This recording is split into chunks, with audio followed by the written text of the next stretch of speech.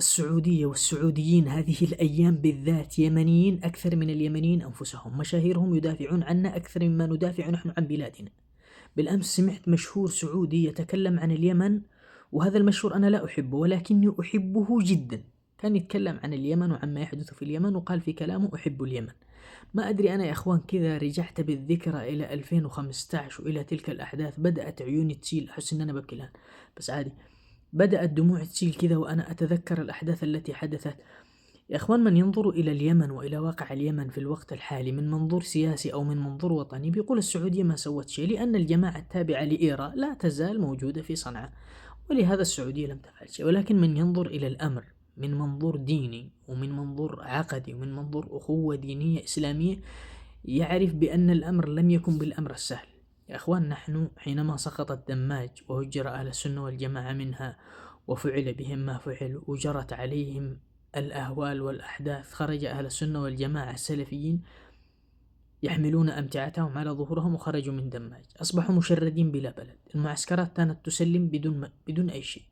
القادة سلموا، من وقف موقف حق وموقف رجول يتم القضاء عليه. القشيبي، عبد الواحد الدعام، القائد الكبير محمود الصبيحي يلقي القبض عليه، الفندم عدنان الحمادي، رفاقه الفندم علي النقيب وغيره، قادة كثير ولكن كانوا على قلة، أطفئوا. الجماعة سيطروا على كل مفاصل الدولة، تحركوا إلى عدن. أهل السنة والجماعة في شلل تام، دخلوا إلى عدن، كانوا على أطراف عدن. أصبحت اليمن يا إخوان، كانت المعسكرات كلها تسلم هكذا تباعا. أهل السنة والجماعة في صدمة. لك أن تتخيل أن أحد مسؤولين إيران كذا يظهر ويقول سقطت العاصمة الرابعة بيدنا. أنت تعرف معنى أن تسقط عاصمة من عواصم أهل السنة والجماعة بأيديهم؟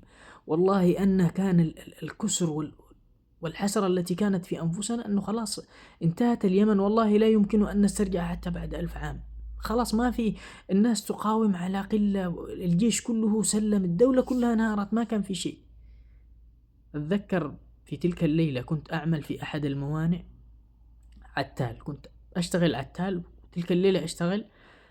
جيت من العمل آخر الدوام بعد صلاة الصبح أتوقع، كان في أخ من تعز اسمه مطيع جاء ينادي يقول يا نقيب، يناديني وأنا نازل من الباص أتوقع، فيقول لي السعودية ضربت. تلك اللحظة أنا دخلت ما تحملت، قعدت تحت البطانية كذا أبكي، شعور فرح، شعور انتماء كذا بالدين، شعور عزة بالسنة أتت من لا شيء.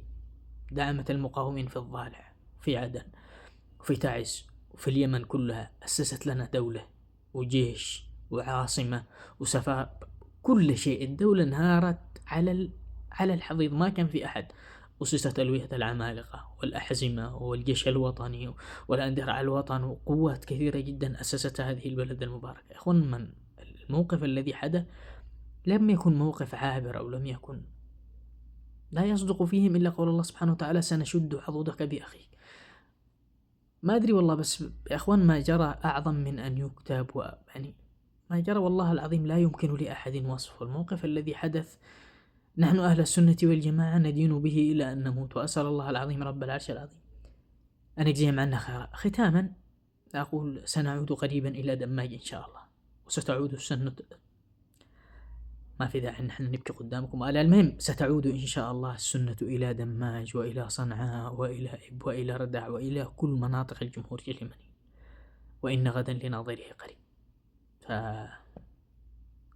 فالمشهور السعودي والله أني لا أحبك جدا، وكل من يدافع عنا وعن سنة محمد صلى الله عليه وسلم جزاكم الله عنا خيرا.